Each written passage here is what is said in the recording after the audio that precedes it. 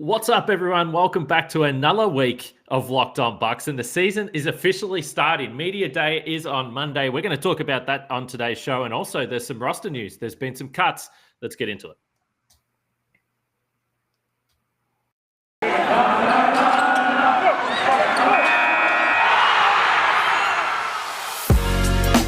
You are Locked On Bucks, your daily Milwaukee Bucks podcast, part of the Locked On Podcast Network. Your team every day. Welcome to Locked On Bucks. I'm your host, Kane Pittman. You can hear me daily on this show, Monday to Friday, especially now the season has begun, and find my words over at ESPN and NBA.com Australia. And joining me is my good friend from the Bucks Radio Network. He's about to be an extremely busy man, Justin Garcia. What's going on, Justin? We've been talking about it. We've been talking about this season coming up quickly. Today's the day, as we're recording this late on Sunday night, local time in Milwaukee. We're only about 12 hours away from Media Day getting started. Yeah, it's about to get to be pretty busy for all of us. Media Day tomorrow. I'll get the chance to be there, which is still going to be weird that I know we had the playoffs and I got to be one of the fortunate few that was in the building from start to finish last year, but it's still going to be weird to go through Media Day in person because we didn't have that last year. It was stretched out over 2 or 3 days that we just had a virtual Media Day. So getting back to, I think, having people in the same areas that we all used to frequent in the arena is still going to be an adjustment, I think, for all of us. So I personally love the fact they're just doing it all in one day, because I said that Media Day, or it does start at 12 noon on Monday local time, which for me over here in Australia is 3 a.m. Tuesday morning, I should say. So the fact that they're doing it in one day rather than doing it 3 a.m. starts every single day, I'm very happy about. Before we dive into some of that stuff, though, we're on YouTube. Of course, if you're watching this on YouTube, you'll be aware if you missed out on the notes that we launched the page last week and you're listening on the usual podcast platform. We appreciate everyone that's listening and making Locked On Bucks your first listen of the day, but we are on YouTube, so you can jump on, you can subscribe, you can see Justin's PJ Tucker-like shoe collection behind him and his lovely Bucks hoodie that he's got on. You can see a Giannis jersey here behind me and a basketball that is also signed by Jabari Parker. So some big ticket items here behind me as we record this show. But one thing that we always look forward to in Media Day is Giannis and his jokes. And last year in Media Day or Media Week, it was a little bit tense. I spoke about the mood around Giannis and the team with Laurie Nickel on Friday's show that we did. If you missed that, you should go back and check that out. But I'm thinking the mood might be a little happier and a little less tense or stressful as it was last year's Media Day, I would suspect. Yeah, so last year's Media Day, I mean, you think about all the different storylines and talking points we had for that stretch of 2 or 3 days where it's the arrival of Drew Holiday. And I know we had a chance to talk with him shortly after the trade, just before everybody was made available, but still Drew Holiday facing even more Milwaukee media and having him go through Media Day. What happened with the Bogdanovich trade was another thing that was brought up quite a bit. And then, oh, by the way, the whole Giannis situation that was looming there with him about to become a free agent and eventually signing that deal about a week later. So it's a very different tone and feel to where we were a year ago, where it was still, I feel good, but there's a lot of uncertainty facing this team beyond this NBA season. Whereas now you got the NBA championship, Bud has been extended. You have that trio locked up, that it's just the pieces on the margins that are going to continue to change for this team. And now the narrative shifts to, let's look back at last year and everything that worked for you. Yeah, I mean, people say it all the time, but what a difference 12 months makes, or in this case, a little bit less, 10 months or whatever it was from when the season started. But I do remember heading into last year, and at this point, Giannis hadn't signed the Supermax, and thinking, I don't know what this team's going to do this year. I don't know what kind of circus we're going to be covering all season long if he didn't sign the extension. And you pointed to it was a little bit messy. It wasn't just the Bogdanovich situation as well, but I remember John Horst coming on, and we were talking to John, and he was answering questions about Pat Connaughton's contract as well, which was a messy situation. Things just seemed like they were in a bad spot entering last season. And I think part of it was the fact that we were also detached from the team as well, because the last time that we'd physically seen the team at that point was back in March when they had the best record in the league. They were on pace for 70 wins. Everything was happy. Everything was going well. And then all of a sudden, things seemed to spiral a little bit. But look, I'm excited, obviously, to hear those guys and the thoughts of the stars and Giannis and Drew and Chris. But I think the cool thing about Media Day also is you get to get the first perspective of some of the other players that you haven't had a chance to speak to. So Semi Ojeleye, Rodney Hood, Grayson Allen, all these guys that have come into the team. And perhaps even more interesting will be getting the chance to speak to Dante DiVincenzo if he's available, because I haven't heard a lot from him. We know there was an injury update that suggests that he's going to be pretty limited in training camp. That's not a surprise. We didn't think that he was going to be right for the start of the season. But I'm just fascinated to hear his thoughts on the playoff run and not being able to play and being on his little scooter on the sidelines, and whether he was, I mean, of course he would have been happy, but there had to be mixed emotions at the same time, wanting to be out there and wanting to be a part of that. There's a lot of intrigue there, and we talked about it last time too, where for Dante, this is certainly going to be an interesting season where you're going to have to, at the start, be on the sidelines and watching this team. You had to watch your teammates win a championship. And, oh, by the way, here's Grayson Allen, who we think is going to take a majority of his minutes until he can get back on the court. So he's going to be interesting to hear from. And I think everybody else feels the same way. It's going to be interesting to hear from George Hill as well. Yeah. That, if we look back at last year, something that really made it unique coming into the season, and it feels weird saying this because it's not like it was a long run up with Bud there prior to it. It's 2 years that we're talking about, but this team had started to forge an identity under Bud. And you think back to all the change that had taken place with this organization year after year after year. I think it was before Bud got here, that final year where ultimately it was Jason Kidd and Joe Prunty coaching the team. But that was the first offseason where there wasn't a whole lot of change. And I remember that being one of the big talking points at Media Day was there's a lot of continuity here, that, John Henson's been here a while, and Giannis and Chris Middleton and everybody else, and there hasn't been as much change. And it then kind of seemed like that team accepted and embraced that identity, and we got to know who they were. And then all of a sudden last year, in the midst of the pandemic, where it's not as easy to forge these relationships because we're not as close as we were in the past, this team is seemingly totally different, where we didn't know what to expect from Bobby Portis. You bring in DJ Augustine in the backcourt. I mean, you had Pat Connaughton and Giannis and Chris and everybody else bringing back. But George Hill, a big mainstay of that bench, is gone. So in the starting five, there was a major shift to bring in Drew Holiday. And then that bench was totally different than it was in each of the previous 2 seasons. So last year was all about change. And we saw the fruits of that, where it paid off, and the Bucks did things differently last year and they win a championship. So now this year, instead of becoming the year of change and how is this going to play out, it's, well, how do you do that again and do it better? That's going to be what gets brought up the most tomorrow or today when you're listening to this at Media Day. It's fascinating that you brought up Dante DiVincenzo and Grayson Allen in terms of probably, that competition aspect and what impact that's going to have on his mindset. And it just reminded me when you said that, of course, he was tied up in the Bogdanovic situation as well. So he's had a crazy, crazy year here where he thought he was traded to Sacramento, and then he ended up playing a really important role, a starting role on a team that, as you said, had a lot of changes.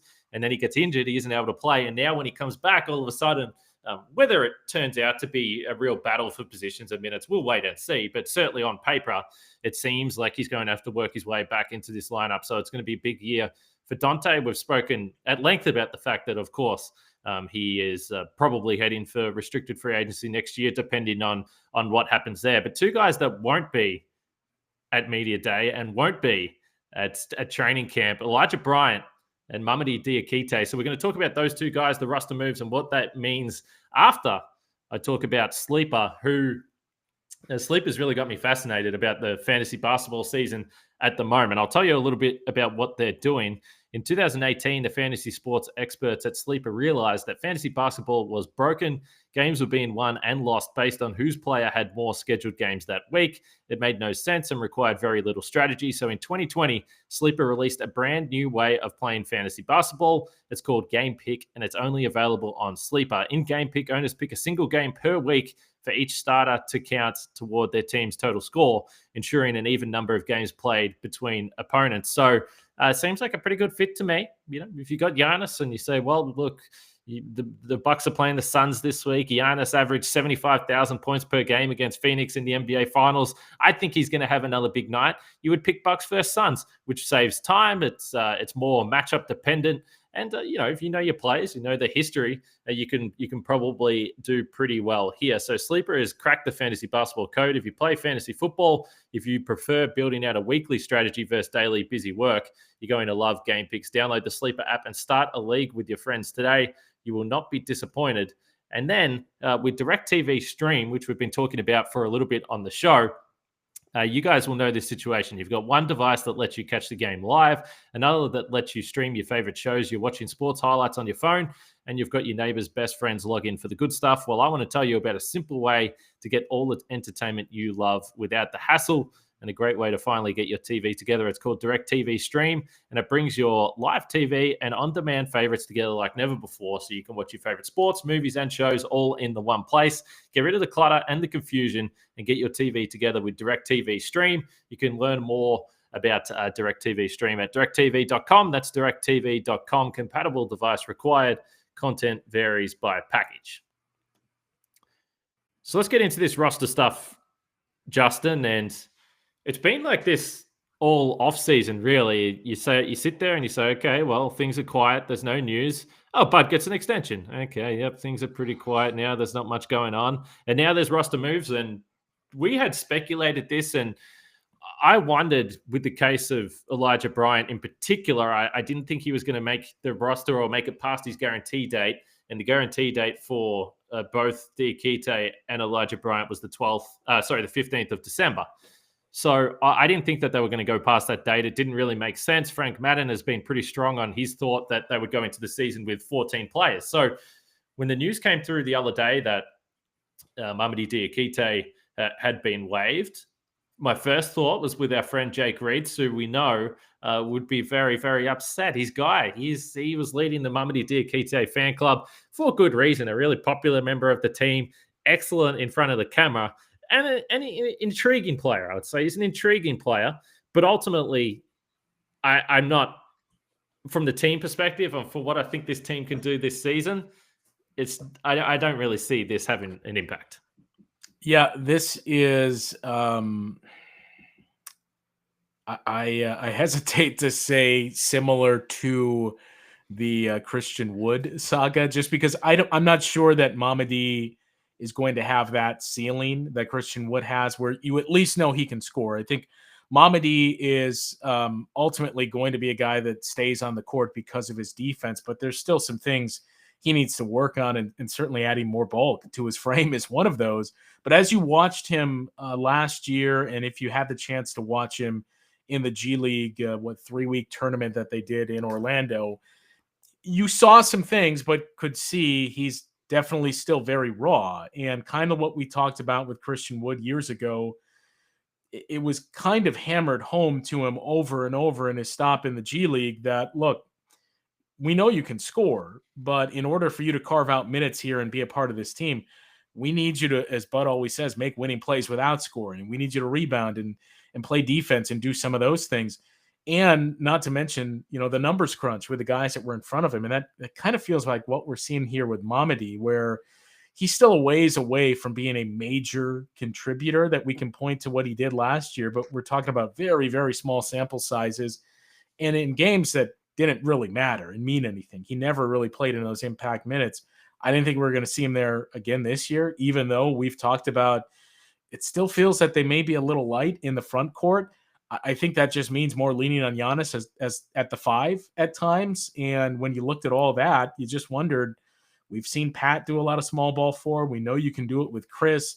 There's some more tinkering they can do on this roster. And I just don't know that Mamadi was ever going to get anything close to meaningful minutes for this team next year or the year after, for that matter. Yeah, I think if you look at the guys with Brook Lopez, Giannis, Bobby Portis, Semi Ojeleye, a guy who we think that they think that they're going to be able to play. I've said this before with Diakite, and we said it during the season and when we were discussing whether there was potential that he could potentially break into the lineup. I understand the Christian Wood comparison just through the idea that you've got a guy that's put up monster numbers in the G League and couldn't crack the NBA rotation. So that makes a lot of sense. I would agree with you. I don't see Diakite going to another team and being a legitimate 20-10 guy. I don't really see that. But he has been claimed by the Oklahoma City Thunder on waivers. So let's be honest. I would love him to do really well. And I think going to that team, they're probably going to play him. He's probably going to get minutes. So for him, it's probably a good situation. And it makes sense for the Thunder. They've got all these young guys, a really strange collection of guys that a lot of people probably haven't heard of. But hopefully he gets minutes out there. But I think with Diakite, honestly, he's nearly 25. So he's older than you think. And he's only 6'9". It's just such a weird size because we know we've seen guys that are shorter and they've been undersized bigs, and he's still been able to rebound at a high level at the G League. We saw that in the bubble, but I don't know at 6'9" whether he was going to be a guy in the NBA. It just feels like, first of all, if he was 3 years younger, you'd be like, okay, let's see what we got here. The fact he's already 25 does hurt. And if he was 6'11", like Christian Wood, a little bit taller, that's why I think that separates him a little bit there. So I'm not sure I see an explosion from him. I'm certainly hopeful that he will. And if you then move across to Elijah Bryant, it's kind of a similar situation. I never really saw anything with Elijah Bryant that made me excited that he was going to be a guy that would become a real impact player or someone that you couldn't just replace. So I think for the Bucks to go into the season with 14 guys, have that open roster spot, we know the history tells us with John Horst, and certainly since Mike Budenholzer has been there, they're going to want to make an addition. It's probably going to be a veteran addition. They certainly haven't been afraid of making trades during the season. So I think all up, it just makes sense. I didn't see either guy playing this year. I didn't see either guy getting into the rotation despite unless there was a major disaster. So not shocking news for me. Yeah, not shocking news. I think Elijah Bryant, with you, where I didn't see it one way or another. I didn't see anything that made me think, man, this guy's awful. And I didn't see anything that made me think, yeah, if you keep working at it, this is a guy that could find a spot within this rotation. So it gives you that flexibility we assume it's going to stay at 14 throughout February. So once buyout season comes, then you can add someone. And that's how we would, I think, all assume they're going to utilize that. And, Mamadi, the last thing I'd say too is I think it would be a tougher sell to, I'm disappointed that he's not going to be around, but you can understand why they're doing it. And I think it would be a tougher sell to most fans if there was one thing specifically he did that was great. And I think that's ultimately the knock, where you can't really point to what his game is. And this one thing, he does this really well. And we think if we can continue to work with him,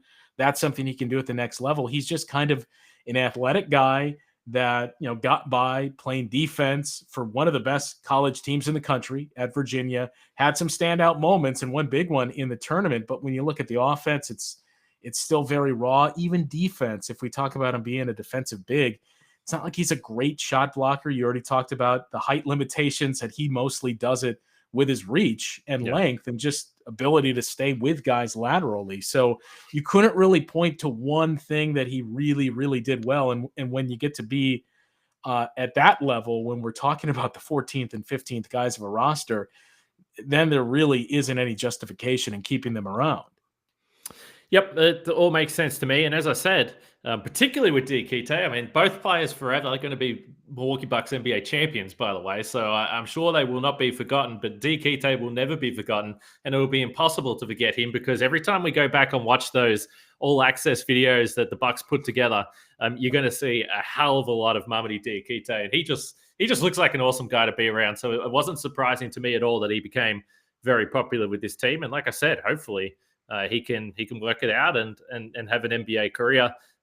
We've said it before. It's just tough when you've got a championship caliber roster, when you're trying to play all your veterans and you've got so many stars in the team, it's tough for developing players to really get those minutes. And he probably wasn't helped by the fact that there wasn't regular G League action for him to take part in. So the Bucks roster down to 14.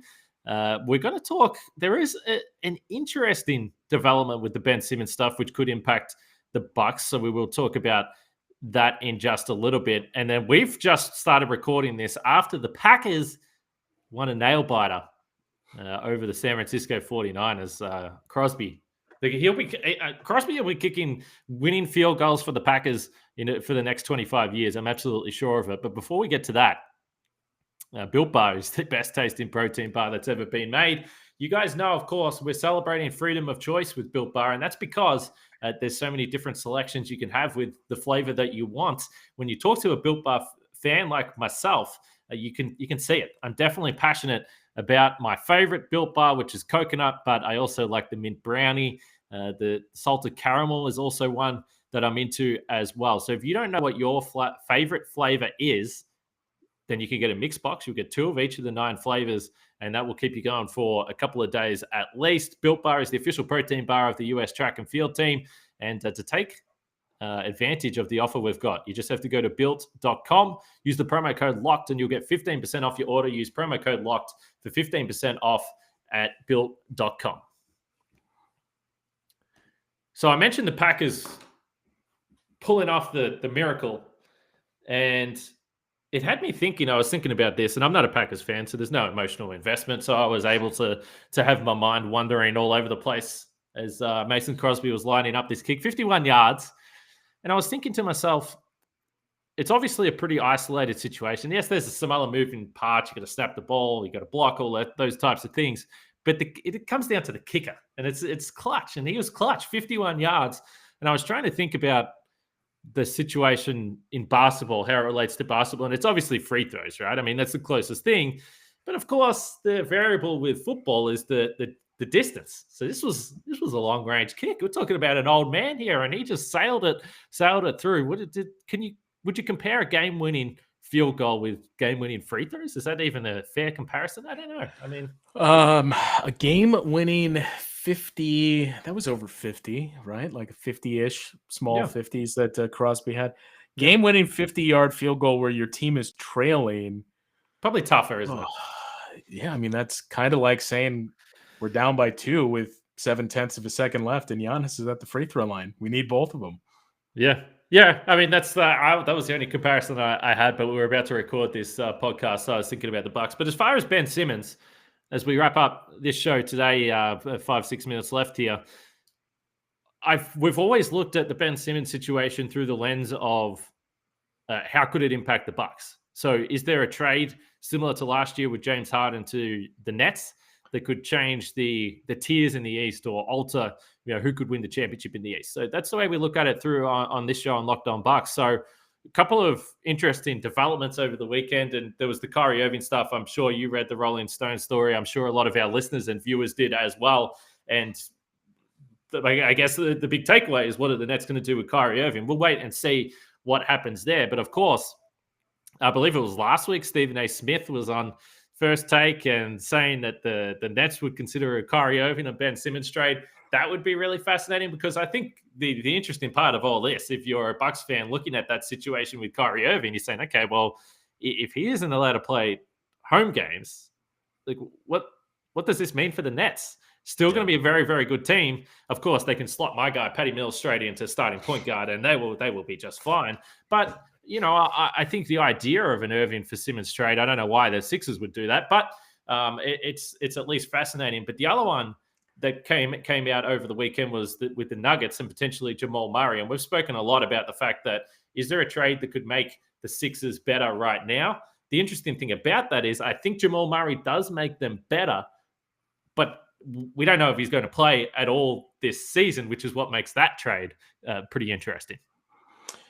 Yeah, the Kyrie component is the most fascinating to me, because it seems like on paper, if you flipped those two guys, that helps both of those teams. That it gives Brooklyn more defense and somebody that doesn't need the ball in his hands, and you're not looking for offense from him.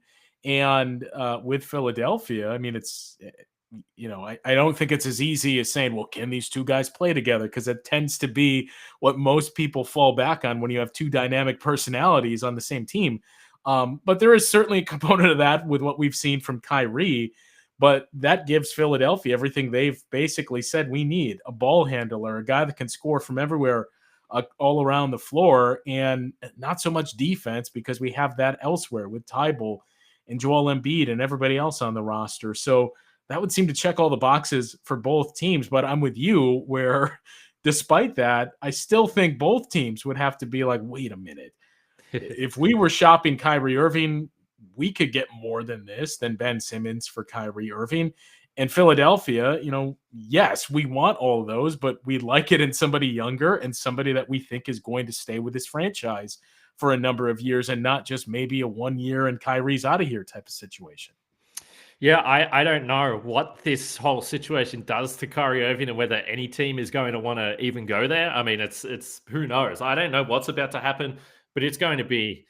I'll have most of my focus on the Bucks media day, and then I'll have like one eye on Twitter, keeping track of the Philadelphia situation and the questions that everyone's getting asked. We joked about it last week on the show, but you're starting to see Doc Rivers and everyone backtrack on their Ben Simmons slander. It's like they've been told, we're trying to trade this guy. Can you stop ripping him? So I think it's maybe give him some more value. Yeah, give him some value.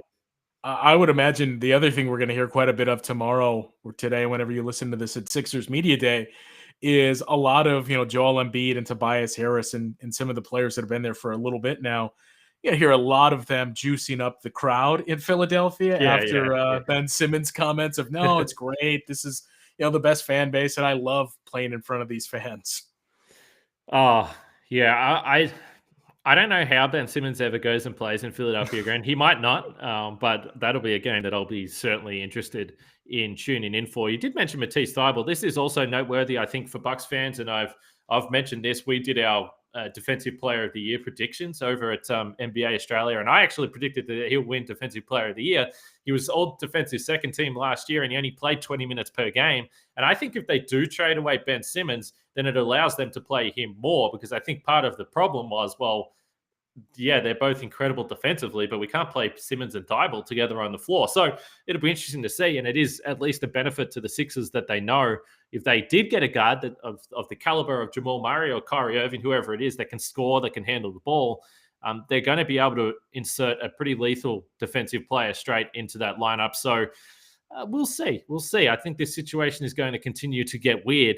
Before we wrap it up, I have to mention the Locked On Bets podcast. Those guys have been rolling, particularly with the NFL picks. So if you are into sports gambling, we know Locked On Bucks is your first listen of the day, but maybe after that, your second listen of the day, maybe that can be Locked On Bets.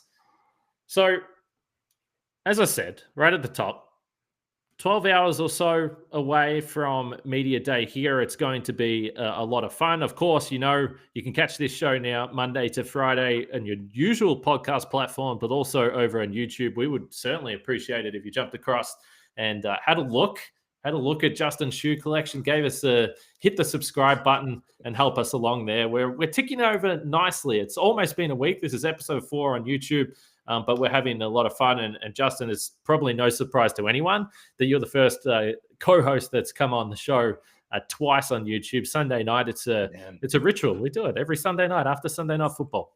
It's a ritual, and now, it feels like it's here earlier than we anticipated. But the bummer of it now is I'm gonna have to get a haircut and not wear t-shirts and hoodies anymore. That I would assume it's business attire tomorrow for Media Day. I can't tell you the last time I was in that arena where I didn't have to wear team issued gear. Well, I can't even get a haircut. I haven't had a haircut for about 3.5 months. None of the hairdressers are open here in Australia. So that's why I'm wearing a hat every day in this podcast, because there's nothing else I can do about it at this point. I'm about to shave my own head. But anyway, we'll leave it there for today. Certainly back tomorrow post Media Day. So we'll have plenty to talk about. I'm sure there's going to be some storylines that are going to come out of that. Again, thank you for your support on the show. We appreciate it. If you're a Packers fan, I'm sure you're listening to this podcast with a smile on your face today, which I've got to be happy about. And what about the Brewers? They clinched the division as well. I'm telling you, Wisconsin sports not college sports, but Wisconsin professional sports are on an absolute roll at the moment. We will catch all you guys tomorrow. For myself, Kane Pittman, and Justin Garcia, we hope you've enjoyed this show and enjoyed your weekend. We'll catch you guys tomorrow.